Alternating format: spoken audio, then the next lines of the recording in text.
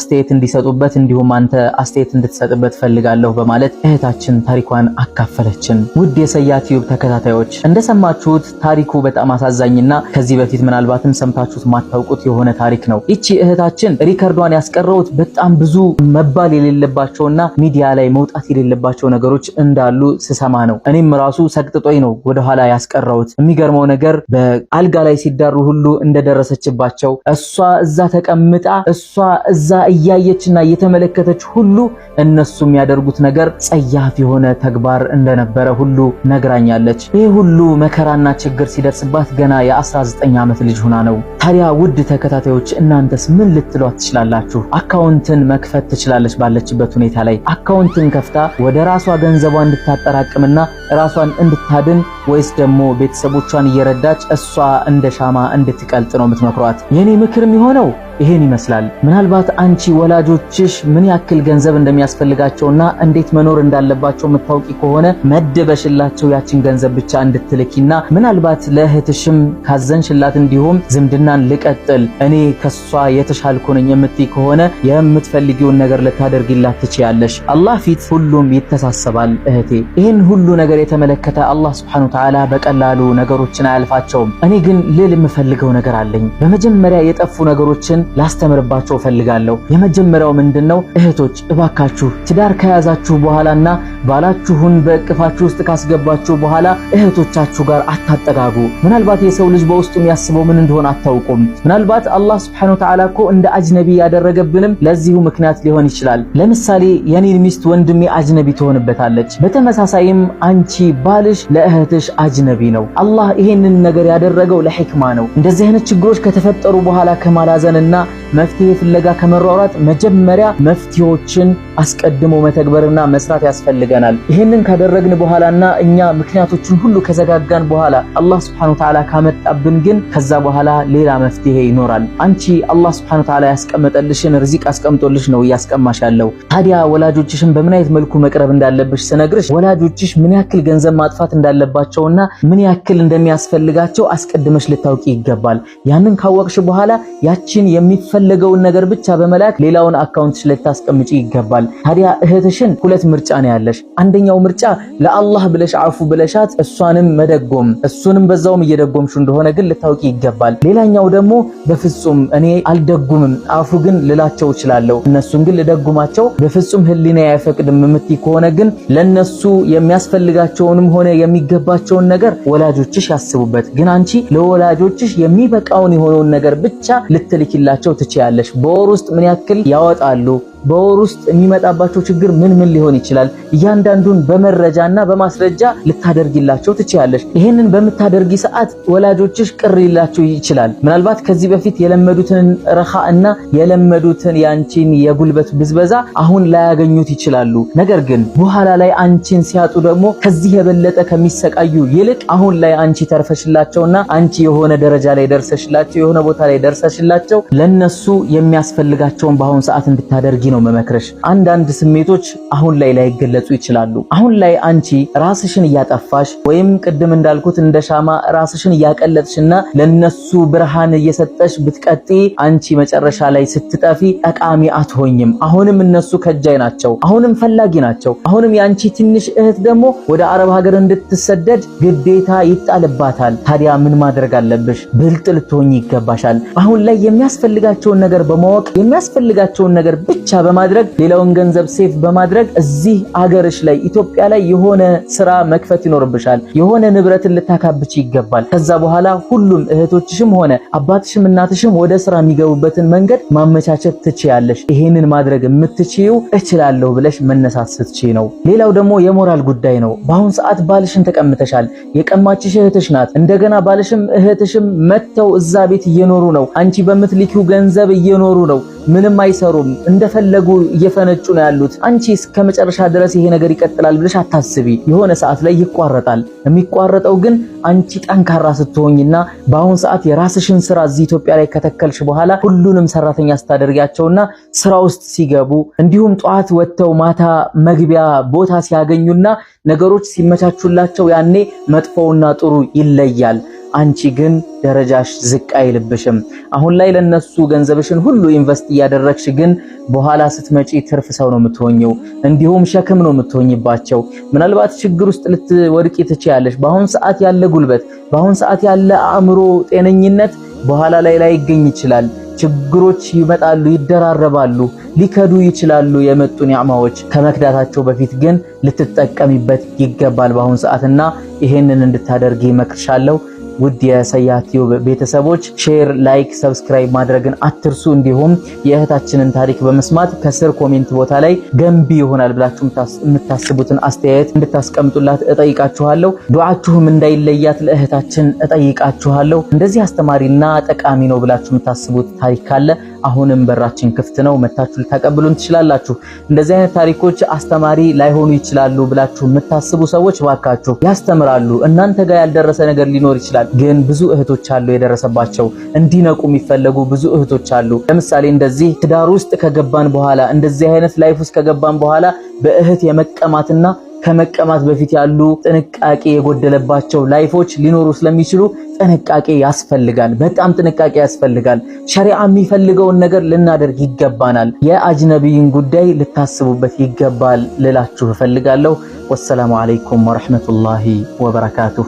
የራሴ እህት ባሌን ቀምታኝ ወደ አረብ ሀገር ሄድኩኝ፣ አሁንም ግን ችግሩ አልለቀቀኝም ትለናለች እህታችን። አሰላሙ አለይኩም ወራህመቱላሂ ወበረካቱሁ። ውድና የተከበራችሁ የሰያት ቲዩብ ታዳሚያን፣ እነሆ የዛሬው ደግሞ ታሪክ ለየት ያለና በጣም ጭካኔ የተሞላበት የሆነ እንዲሁም እስካሁን ድረስ ችግሩ መከራው ያለቀቀ የሆነ ታሪክ ነው ማቀርብላችሁ። ታሪኩ ትንሽ ኦቨር ወጣ ያለ ስለሆነ እኔው ራሴ ጠቃሚ ናቸው ብዬ ማምንባቸውን ብቻ ላቀርብላችሁ ተገድጃለሁና እኔው ላቀርብላችሁ ወሰንኩኝ። እህታችን እንዲህ ትላለች። የገዛ እህቴ የሆነችው የራሴን ባል ቀማችኝና ወደ አረብ ሀገር ሄድኩኝ። እስካሁን ድረስ ችግሩ ግን ሊለቀኝ አልቻለም። ብርቃቸውም እነሱ ግን ሊርቁኝ አልቻሉም እያለች ነው እህታችን። ወደ ታሪኩ መነሻ ስመለስ እህቴ የኔ ትልቅ ናት። እሷም ለትዳር አልታጨችም ነበረ በሰዓቱ። ሁላችንም እድሜያችን ደርሷል ወደ ትዳር ለመግባት ማለት ነው። በቤታችን ውስጥ ብዙ ሴቶች አሉ። ወንድ ልጅንም ወላጆቻችን አልታደሉም ነበርና ሴቶች ነበር የተወለዱት። በዚህ ሰዓት ታዲያ ትልቅ እህቴ ማግባት አልቻለችም። ምክንያቱም ትዳር አልመጣላትም። ከሷ ቀጥሎ ያለሁት እኔ ነኝ። እኔ ጋር ግን ትዳር እየመጣ ነበረ። በሷ የተነሳ ግን አላገባም ብዬ ብዙ እድሎቼን አጥፍቻለሁ፣ እንዲሁም አምክኛለሁ ትላለች። ታዲያ በመጨረሻም በቃ አንቺ አግቢ፣ ለሷ ትዳር ሲመጣላት መጨረሻ ላይ ታገባለች በማለት ወላጆቼ በጣም ጎተጎቱኝና በእነሱ ሐሳብ የተነሳ እሺ ብዬ ተገፋፍቼ አገባው። ካገባውም በኋላ እዛው ቤተሰቦቼ አጠገብ ባሌ እየኖረ በነበረበት ሰዓትና እኔም እዛው አብሬ እየኖርኩ ባለውበት ሰዓት ጎረቤታሞች መሆናችን በጣም አስደስቶኛል። እህቴም በጣም ትጠጋናለች።